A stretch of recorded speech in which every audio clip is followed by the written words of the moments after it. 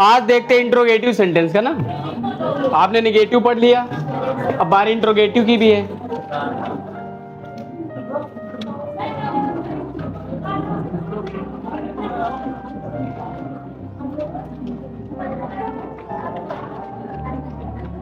Interrogative sentence किसका पढ़ोगे आप?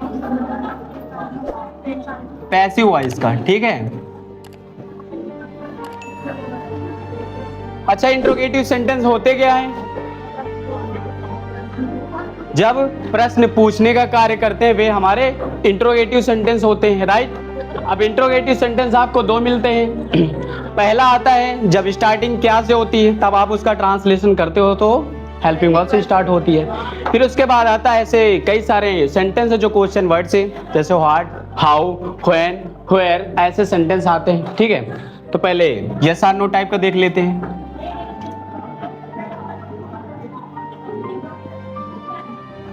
एक्टिव वॉइस से स्ट्रक्चर क्या हो जाएगा? बोलो, डू या डज। फिर उसके बाद सब्जेक्ट आता है, फिर उसके बाद वर्ब की, उसके बाद बचता क्या है? ये तो एक्टिव वॉइस का हो गया।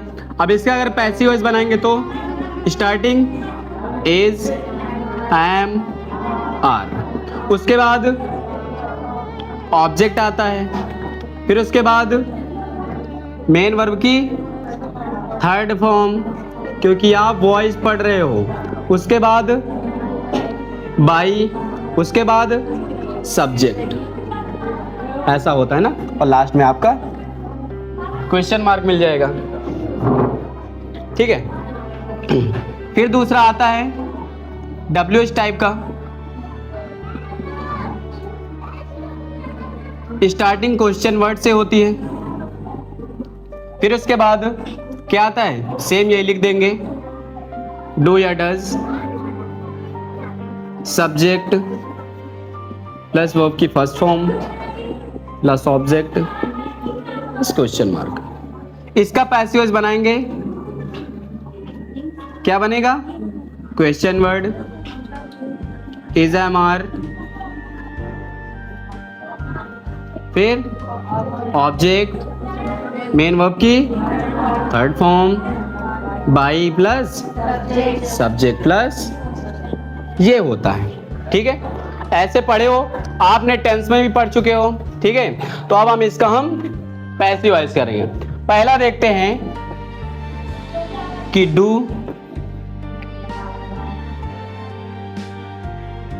Do you know English? क्या तुम इंग्लिश जानते हो? नो मीन्स क्या होता है? जानना होता है। तो ऑब्जेक्ट में क्या है? इंग्लिश है। सब्जेक्ट में क्या है? और मेन वर्ब क्या है? सारा कुछ पता है। अब इसको जब आप पैसिव वॉइस में बनाएंगे क्या होगा? आपने कहा सबसे पहले आप हेल्पिंग वर्ब का यूज करोगे। अकॉर्डिंग टू इंग्लिश क्या होगा? इज, उसके बाद इंग्लिश, उसके बाद कह रहा मेन वर्ब की थर्ड फॉर्म जानना है। नो न्यू नोन होता है, जाना, के नो डब्ल्यू एन, और क्या चीज किसके द्वारा? बाई यू, लास्ट में हो गया। समझ में आया? कुछ समझ में आया कि नहीं आया? दूसरा जैसे देखते हैं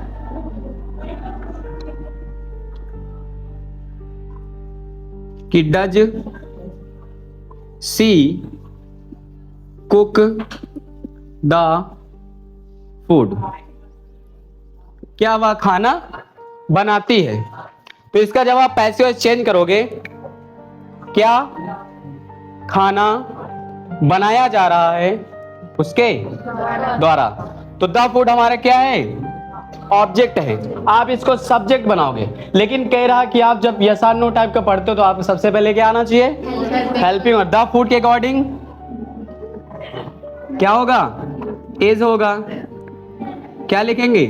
इज द फूड, उसके बाद कुक्ड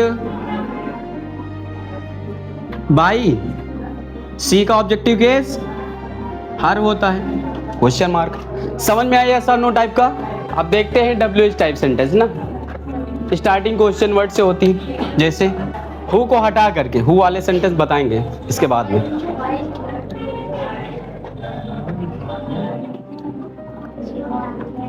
व्हाट डज, उसके बाद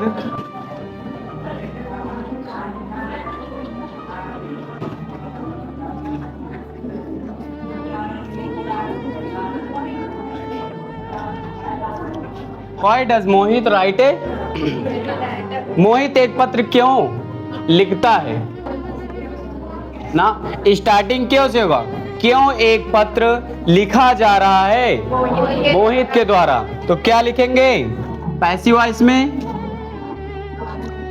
पहले क्वेश्चन वर्ड आप राइट करोगे, व्हाई ए लेटर के according, is a letter,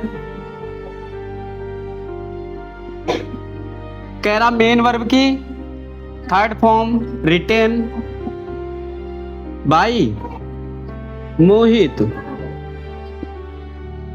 question mark. फिर दूसरा कह दें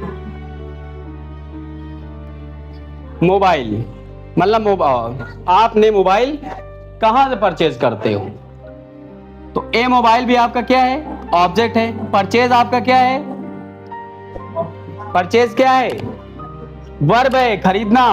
यू क्या है, सब्जेक्ट है। डू क्या है, हेल्पिंग वर्ब है। और वेयर क्या है, क्वेश्चन वर्ड है। तो सबसे पहले पैसिव वॉइस में क्वेश्चन वर्ड लिखेंगे वेयर।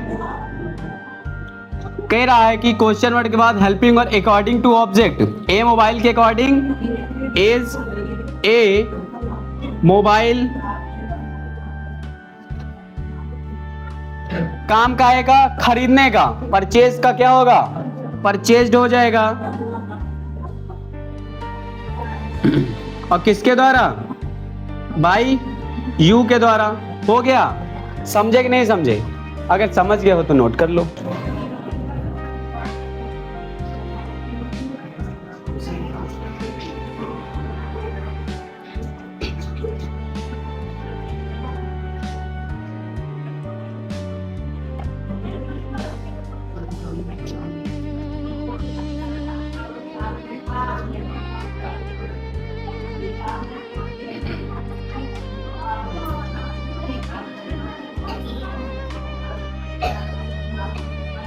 पढ़ किसका रहा, कौन से टेंस का, प्रेजेंट इंडेफिनिट चेंज होके कहाँ जाता है, प्रेजेंट का कॉन्टिन्यूअस में जाता है।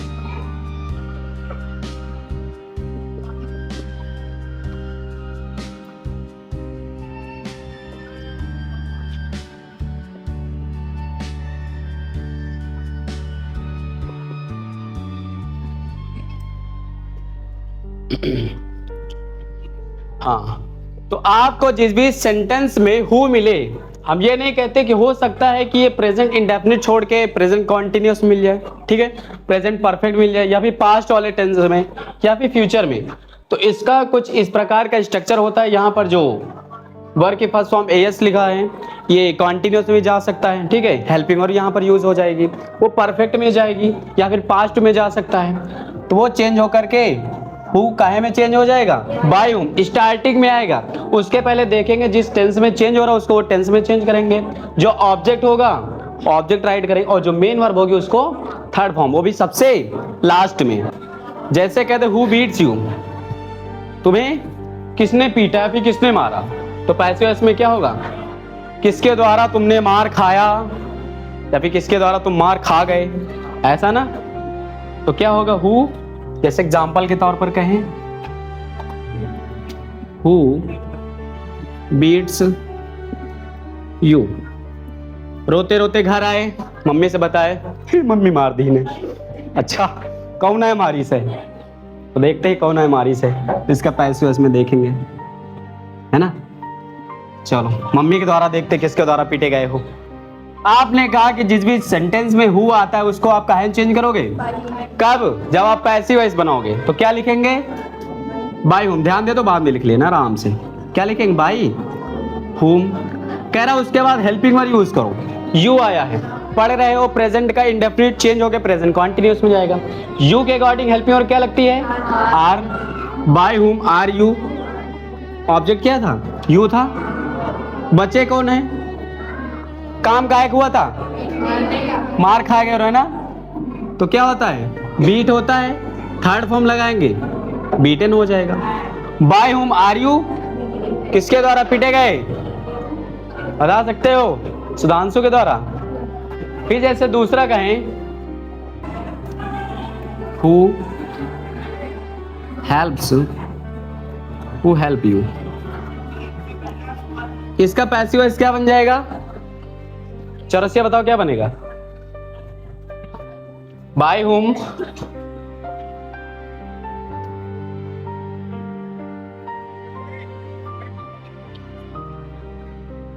उसके बाद आर यू हेल्प्ड। बहुत बढ़िया, समझ गए हो? बराबर से नोट कर लो। अब इसके बाद इसी का सहारा देते हैं, मतलब इसी का नहीं, जो आप लोग चारों 5 प्रकार के पढ़ चुके हो उसी का सहारा देते हैं। हेल्प्ड यू, तुम्हारी किसने मदद की? बताओ। हेल्प्ड यू, सन, इतना तो सबको पता है ना। अब इसके बाद क्या करेंगे? क्यों आर क्यों लगाएंगे यहां पर? मैंने यहां पर हेल्प्ड लिखा है, लाजमी है कि अब प्रेजेंट इंडेफिनिट रहा नहीं है हमारे बीच में। थोड़ा सा शोक मनाते हो, बताओ काहे में चला गया? कहाँ चले गए हैं? बताओ कहाँ चले गए हैं? किस टेंस में? परफेक्ट में चले गए। अच्छा, परफेक्ट में जाता तो उसमें हेल्पिंग वर्ब भी आता कि नहीं आता? राइट। तो हेल्प्ड है, मेन वर्ब की सेकंड फॉर्म किस में लगती है? पास्ट का इंडेफिनिट में लगती है। तो पास्ट इंडेफिनिट की हेल्पिंग वर्ब क्या होती है? डिड होती है। अब चेंज होके काहे में जाता है? कॉन्टिन्यूअस में। वॉज या वेयर होता है? होता नहीं होता है? यू आया है, क्या लगे? Helping verb. वेयर, उसके वेयर यू हेल्प्ड होगा। ठीक है, ये होगा। समझे कि नहीं समझे? हमने कहा जरूरी थोड़ी कि हम प्रेजेंट इंडेफिनिट का ही दें, हम किसी भी टेंस का दे सकते नहीं दे सकते। तो ऐसे करके आप कर लोगे। फिर लिखो Mohit purchase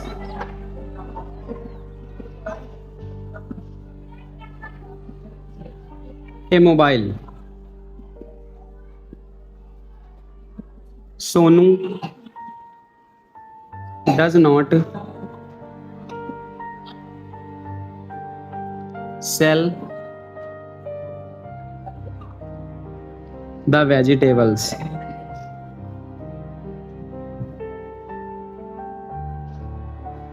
sale the vegetables. I do not know him. I do not know him, मैं उसे नहीं जानती हूं या फिर जानता हूं। Where does Sumit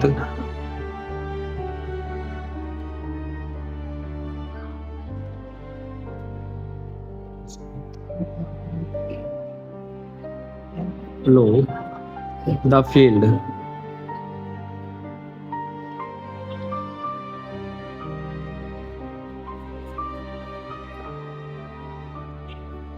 Raghav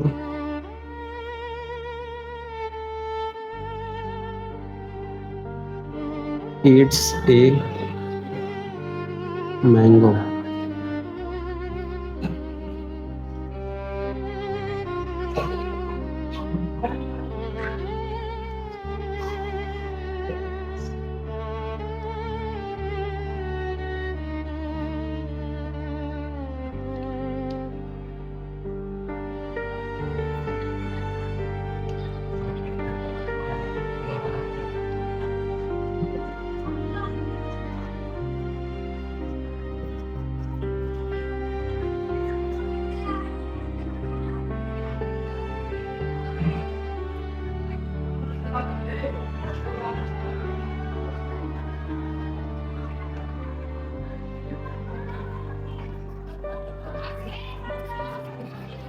floor means क्या होता है? बोलो। छत होता है, फर्श होता है? रूफ मीन्स छत होता है।